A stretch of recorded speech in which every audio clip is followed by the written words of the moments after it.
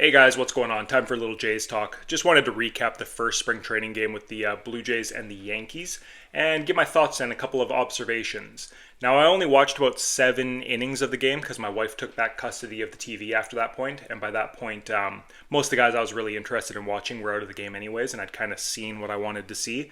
So just disclaimer: I didn't watch the whole thing, but on offense, I thought pretty much everybody looked good, and you can see that they've been working on some different stuff. You saw some different batting stances. You saw some different, like some guys hitting the ball a little bit harder than maybe they have in other years. And so you can tell there's some work being done. And I think that leads back to Popkins, obviously the new hitting coach in the Jays system. So yeah, some promising stuff there. Again, it's one spring training game. The pitchers aren't ramped up, nothing like that. So it's not something that you want to read too far into. But still, there's clearly tweaks and changes being made, and I think that's a promising thing with this roster. Bichette looked good. Jimenez showed what he could be and what I think some fans were excited about when we first acquired him. The left-handed bat hitting second, he got a nice little slap single, and once he got on base, stole second, and then all it took was Vladdy hitting a hard ground ball through the right side to score him. That sort of thing we haven't had in previous years. We've been a very station-to-station team. We haven't stolen a lot of bases. When we have been aggressive taking extra bases, we get thrown out a fair bit. And a lot of our guys don't have the combination of speed and intelligence on the base paths, unfortunately. That just hasn't been, a real calling card of this organization. Even in our better years, we've been like a home run hitting team, more so than a run generating team. So we'd like to see more home runs in the roster this season, but having that diversified portfolio, I guess you could say, of offense, like more tricks in the bag to go to. You get a guy on base, you steal the bag, you only need to put a single on after that. Whereas in previous years, we've had to string together, 3 hits in a row to score a run. And that's just not sustainable, especially as we saw in playoff series. If you can't hit home runs, you need at least to have the speed and base running on base to where you're only having to string together 2 hits rather than 3 or 4. So yeah, that was nice to see. So I'm starting to get some optimism in that regard between him, Ernie Clement, Dalton Varsho when he's back, Loperfido. Some of these guys actually have legit speed, and they seem to be pretty intelligent on the bases as well. So yeah, that should be a room for improvement, and we should see a better result this year in the Blue Jays offense. Vladdy, as I mentioned, hit the crap out of a ball to right field through the infield. Pretty much typical Vladdy, what we've come to know and love at this point. Just a really hard hit ball, although the launch angle, we could beat that to death. We love it when he hits the ball in the air because he hits it about 450, but he hits hard ground balls and they get through as well because he hits it so hard. Kirky, 109 mile an hour, 110 mile an hour exit velocities. So he's one of the guys I'm referring to with Popkins, where you look at him and you're like, okay, he's working on something. He's always hit the ball. When he gets a hold of it, he does make solid contact and he puts up professional at-bats. He's a guy that takes close pitches, fouls off a lot of pitches, and even when he doesn't walk, you never really feel bad about a Kirky at-bat, even when he strikes out or anything like that, because it's normally taken 6, 7, 8 pitches to get it done, and he's normally battled off some tough pitches as well. So he is quite a professional hitter, even if he's not, necessarily the greatest hitter. He very rarely embarrasses himself at the plate. But if he can combine that with 110 mile an hour exit velocities regularly on ropes, he's going to get on base a lot more. And if they can continue working with him and get any amount of launch angle, he's going to be a guy that could sneakily hit 20 home runs for us as well. So he's a guy that I'm really interested in seeing how he progresses with this new hitting coach and maybe some new hitting philosophy within the organization. He's, as I say, he's like a dark horse, I think, to hit 20 home runs and to be a real legit maybe silver slugger again at this point. So yeah, I'll be keeping a close eye on him through spring. Loperfido, I like the new batting stance. He looked pretty compact. He looked quiet at the plate. He kind of reminded me maybe like a Luis Gonzalez from his days in the Diamondbacks going way back. He kind of the new stance with the flatter bat and all that. If you watch the game, you'll know what I'm talking about. But I really liked his approach. He roped a double into right field, and I like the quiet stance. I like the way he looked. Ernie Clement did Ernie Clement stuff. He's a pro. McAdoo came in and hit the crap out of a ball to the warning track. He's definitely got some natural power, although he does, he does appear to be raw from everything we've heard. He'll have to go back to, AAA or something like that for a year. He'll be in the minors most likely all season. And then another one, the obvious one, Orelvis Martinez, batting ninth, hitting DH.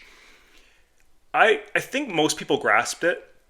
That home run he hit was very impressive. To go to the right center gap, hit a ball over 100 miles an hour on a slider that was out of the strike zone, like from a pitcher's point of view, there was nothing wrong with that pitch. It never even, it wasn't particularly close to the strike zone. It was a good couple inches off the plate, and it was low and away. To have a rookie flick his wrists at that off the outside of the plate and launch it through the air at over 100 miles an hour into the right center stands is extremely impressive. Now, a lot of these guys have, natural power where if they get a hanging curveball or if they get a fastball down the middle that they're guessing, a lot of these guys can absolutely, crap on the ball and hit it 450 feet. Like I say, if they get the perfect alignment of the right pitch in the right location and the right guess and things like that. But Martinez didn't appear to be cheating at that, and how could you cheat slider low and away? Like, nobody's looking to hit that for a home run necessarily. For him to be able to kind of adjust to an off-speed pitch off the plate, flick his wrists, and hit it that hard opposite field for a home run, I don't want to put an exact number on it, but it's a very low percentage of players that can pull that off at that age, no less. He's 23 years old. He's 6 feet? I don't even know if he's 6 feet. He might be like 5'10", 5'11", and he looks like he's around 200 pounds. So he's not, it's a little bit more impressive than when you see like an Aaron Judge or a Vladimir Guerrero Jr., these like big hulking guys where you're like, yeah, that's a big, strong dude. No wonder he hits it hard. Martinez looks strong, don't get me wrong, but he's not that physical specimen that some of these other guys that you see hit like that are. And for a 23-year-old kid with his build and still growing into his man strength, to be able to do that to a pitch off the plate is extremely impressive. I don't know what level of hitter he'll ever become in terms of the whole package, in terms of the average, the approach, and everything. But what I can say is that power is legit. Like, that is power. So yeah, very exciting to see out of him. And if he does break camp with the team, he looks like a shoo-in to be a DH against lefties, if nothing else. So that's a pretty good bat to have in the system, and I'm very excited about watching him move forward through the rest of spring. Now, onto the pitching side of things. I don't know if I wasn't watching closely enough, or maybe it's just because of like the camera angle, not having the real, the Blue Jays normal cameras. But to me, Lucas, Little, and Fluharty looked a lot alike, like in terms of their stuff. And I know the miles per hour were like a little bit different, and they were throwing more cutters, more sinkers, and stuff like that. But man, they all looked very good, which is, if you're going to have three pitchers all look a lot alike, you want them to be getting good results rather than bad results. So it's definitely not a bad thing.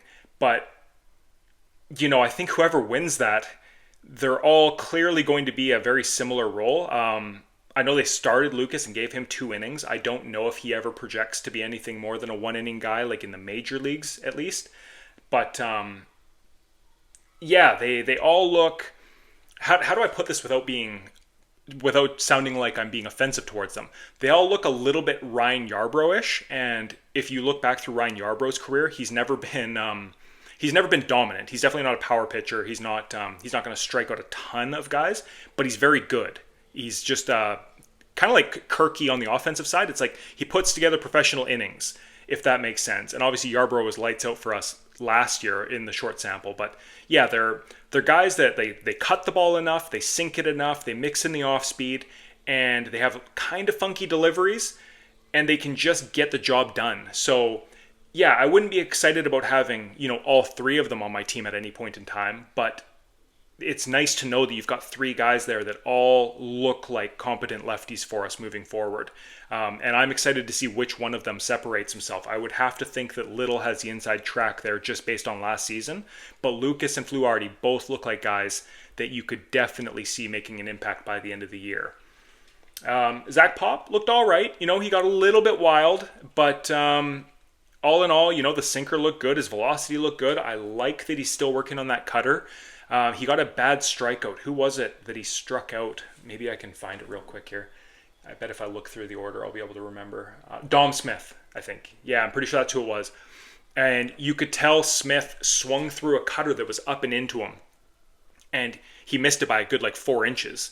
And he gave a surprised look, like the camera panned to him as he was walking to the dugout. And if you're a pitcher, that's a good thing. And if you're cheering on a team with a pitcher, like where a batter gives that look is like, oh, I didn't know he had that, or oh, that was better than I expected. Like that's better than the scouting report. So yeah, a good sign to see. Just the overall appearance wasn't fantastic. He was a little bit wild. He was a little bit funky, like Zach Pop is. But mixing in that cutter and seeing a batter be fooled after seeing the sinker and then getting the cutter and basically swinging where he thought the sinker was going, but then missing the cutter by the 4 inches is like a very promising thing for me. But I'm always kind of biased. I don't know if you've been able to tell that in my previous videos, but I'm always biased towards the pitching. I love pitching. I love watching pitching more so than I love hitting.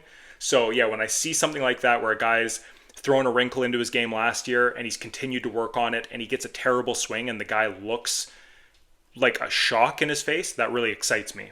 Who else do we have? Pardino. I was cheering for Pardino. I think most of us that have been fans for a longer time. He's been a top prospect for quite a while now. And then he went off the map, and then he kind of made a resurgence, and we're all kind of cheering for him because we remember him as a top prospect. So, he's still not that old. He came up, I think we signed him out of Brazil at 15 years old or something crazy like that, 16 years old. So he's been in the organization a long time, and his name's been around a long time, but he's still very young. I want to say he's only like 23. I'll just see if my computer will load his page real quick here. Okay, he's 24. He just turned 24. So yeah, he's still very, very young, even though it feels like he's been around for a decade now. And I was really rooting for him. And then unfortunately, they had that call challenge where he'd struck out, I think it was Spencer Jones that hit the home run. Is that his name? Yeah. So he had him struck out. They challenged the call. They got called a ball. The inning continues. Boom. Gives up a home run. And now his line is 2/3 of an inning pitched with 3 earned runs and a walk. So I felt a little bit bad for him there. Not the start you want to get off in spring training when you're competing for a bullpen spot. I say competing. I don't know that he's actually in the competition unless he was absolutely lights out. But he's still going to be on the short list of guys down in AAA to get a call up, depending on how the season plays out. So yeah, those were my takeaways. Basically, trying to be quick here, those were my takeaways from today's game. We didn't get to see a lot of Alan Roden. There was no Santander. There was no Springer. Didn't really see a lot of the Alan. I saw Alan Roden took a ball off of the, I guess it looked like it kind of hit him on the hands or hit him on the handle, and then it went for a little lazy ground ball and he got thrown out at first. So didn't get to see much of him. But yeah, from what I did see, not reading into anything too much because again, it is spring. But I liked what I saw, and it shows some of the things that the team's been working on, and it looks like with the new hitting approach and new philosophy, there's at least some tweaks being done that I'm kind of eager to watch as spring progresses. So let me know what your takeaways were from the game. Did you watch the whole thing? What did you notice? Let me know in the comments, okay? Thanks for watching, guys. Bye.